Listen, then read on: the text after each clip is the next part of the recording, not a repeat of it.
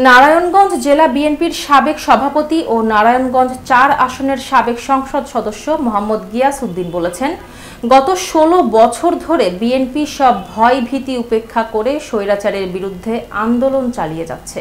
আর হঠাৎ ২০২৪ সালে ছাত্ররা চাকরির কোটা সংস্কারের নামে বৈষম্য দূর করতে আন্দোলন শুরু করেন। এই আন্দোলন পরবর্তীতে বিএনপির ১৬ বছরের আন্দোলনের সাথে এক হয়ে যায় এবং এক দফা দাবিতে স্বৈরাচার পতনের আন্দোলন আরও বেগবান হয়।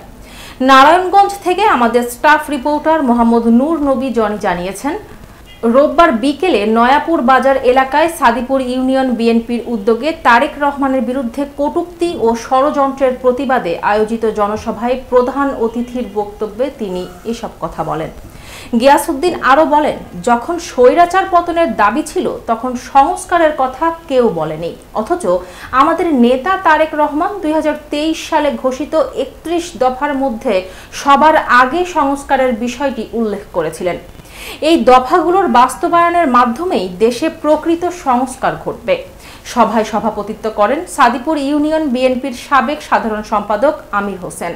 বিশেষ অতিথি হিসেবে উপস্থিত ছিলেন সোনারগাঁ থানা বিএনপির সাবেক সভাপতি খন্দকার আবু জাফর, জেলা যুবদলের সাধারণ সম্পাদক শাহ আলম মুকুল, সনমান্দি ইউনিয়ন বিএনপির সাবেক সভাপতি রমজান সরকার, সোনারগাঁ থানা যুবদলের আহ্বায়ক শহীদুর রহমান স্বপন, যুগ্ম আহ্বায়ক আশরাফ প্রধান, সিদ্ধিরগঞ্জ থানা বিএনপির সভাপতি মাজেদুল ইসলাম, সাবেক সাধারণ সম্পাদক এম.এ. হালিম জুয়েল, সহসভাপতি জি.এম. সাদরিল, সাংগঠনিক সম্পাদক আকবর হোসেন প্রমুখ।